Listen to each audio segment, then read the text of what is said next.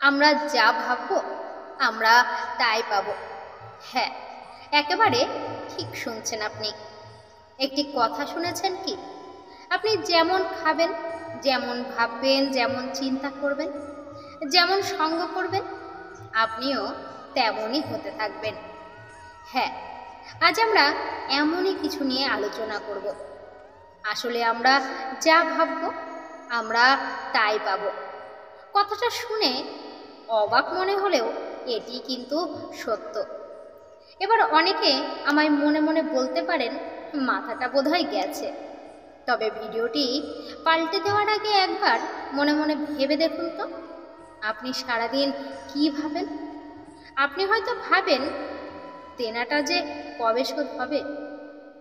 আপনি পরীক্ষা দেওয়ার সময় ভাবেন, কি জানি কেমন প্রশ্ন আসবে, পারবো তো? ইন্টারভিউ দিতে গিয়ে ভাবেন, কে জানে এত লোক এসেছে, সবাই অভিজ্ঞ, আমার হয়তো চাকরিটা আর হবে না। আবার স্বামী বা স্ত্রী দুজনেই ভাবেন, একে অপরকে ধোঁকা দিচ্ছে না তো? কি করে টাকা কামাবো? আমাদের কি ব্যবসা করার সামর্থ্য আছে? নানান কথা। কিন্তু একবার মাথা ঠান্ডা করে ভাবুন তো, এর মধ্যে কি কোনো পজিটিভ চিন্তা করি আমরা? আমরা চাই আমরা সফল হই, চাকরি পাই, টাকা হোক, ঋণ শোধ হোক, কিন্তু মনে মনে ভাবি তার উল্টো কথা, তাই না? তাহলে পাবেন কিভাবে? আমাদের ধর্মে বা অন্যান্য সমস্ত ধর্মেই কিন্তু বোঝানো হয়েছে মহাবিশ্ব আর আমাদের মধ্যে কিন্তু একটি আকর্ষণ কাজ করে। তাই আমরা যদি কিছু মহাবিশ্বের কাছে চাই তবে তা সে ফেরত দেবেই। কিন্তু মহাবিশ্ব জানে না কোনটা ঠিক কোনটি ভুল।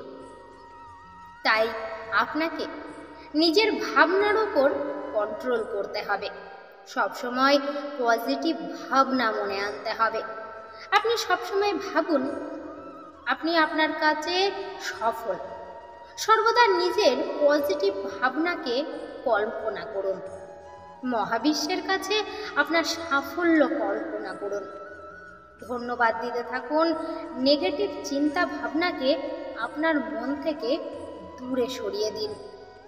আমরা মানুষ, নেগেটিভ ভাবনা তো মনে আসবে, এটি স্বাভাবিক। কিন্তু বারবার নেগেটিভ ভাবনাকে পরাস্ত করে পজিটিভ ভাবনাকে জিতিয়ে যেতে হবে আপনাকে। আপনি যদি চান আপনি চাকরি পেলে দুঃখী মানুষকে রোজ কিছু দান করবেন, তবে কল্পনা করতে থাকুন আপনি চাকরিটা পেয়ে গেছেন। আপনি রাস্তায় একজন দুঃখী মানুষকে সাহায্য করছেন, সে আপনাকে আশীর্বাদ দিল, আপনি খুব খুশি হচ্ছেন। দেখবেন এই কল্পনা আপনার মনোবলকে কতটা বাড়িয়ে দিচ্ছে। আর আপনি অবিশ্বাস্যভাবে নিজের এই স্বপ্নকে সত্যি করে ফেলছেন। এটি যে আমার কথা তা নয়, এটি বহু মানুষ নিজেদের জীবনে প্রয়োগ করে সফল হয়েছেন। এর মধ্যে আমি নিজেও আছি। এটি আমারও প্রথমে বিশ্বাস হয়নি, তবে বিশ্বাস করে যাওয়ার পর আমিও এর উপকার পেয়েছি।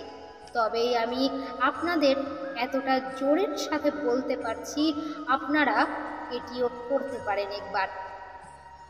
যা চাইব তা পেতে কতদিন লাগবে, এটি অনেকেরই প্রশ্ন মনে। আসলে আপনি নেগেটিভ ভাবনাকে পরাস্ত করে পজিটিভ ভাবনাকে যত তাড়াতাড়ি মহাবিশ্বের কাছে পাঠাবেন এবং নিজের বিশ্বাস আর আকর্ষণের শক্তি যত বাড়াবেন, আপনি তত তাড়াতাড়ি সফল হবেন। তবে এটি কিন্তু বিদ্যুতের মতো কাজ করে। বিদ্যুতের সম্পর্কে সাধারণ মানুষ কিছুই জানেন না, কিন্তু তা ব্যবহার করি আমরা অনায়াসে। তেমনি এই আকর্ষণ সম্পর্কে না জেনেও একবার বিশ্বাস করে ব্যবহার করে দেখুন। এই আকর্ষণ শক্তি কিন্তু বিদ্যুৎ শক্তিরই সমান। বিদ্যুৎ আপনি মানুষ মারার জন্য ব্যবহার করতে পারেন, আবার বাঁচানোর জন্য। তেমনি এই মহাবিশ্বের আকর্ষণ শক্তি দ্বারা আপনি পজিটিভ ভাবনাও আকর্ষণ করতে পারেন, আবার নেগেটিভ ভাবনাও আকর্ষণ করতে পারেন, তা আপনার ওপর নির্ভরশীল। গরিবরা একটি গাড়ি কিনলে ভাবে গাড়িটা ভালোভাবে চলবে তো, দুদিন পর নষ্ট হবে না তো, গাড়িটার থেকে ভালো লাভ না হলে পথে বসতে হবে। আর এই নেগেটিভ ভাবনাটি সে মহাবিশ্বে পাঠাতে থাকে। তবে ধনী ব্যক্তিরা ভাবেন এই গাড়িটির থেকে যা উপায় হবে তার থেকে জমিয়ে আর একটি গাড়ি কিনে নেব। আর এই আকর্ষণই পৌঁছে যায় মহাবিশ্বে। এবার আপনিই ভাবুন তো, কে ধনী হবে আর কে গরিব? আসলে আমাদের ভাবনাই আমাদের গরিব বানায়, আর আমাদের ভাবনাই আমাদের ধনী বানায়। যে কোনো কাজ যদি আমরা বিশ্বাসের সাথে করতে থাকি, আর আমরা যদি নিজের উপর বিশ্বাস রাখি, হ্যাঁ এটা আমি পারবই, এটা আমাকে পারতেই হবে, তবে তা আমরা অবশ্যই করতে পারি।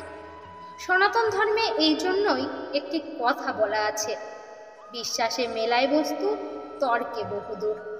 তর্ক না করে বিশ্বাস করে একবার আমার মতো কিছু চেয়েই দেখুন, আশা করি অবশ্যই আপনি তা পাবেন।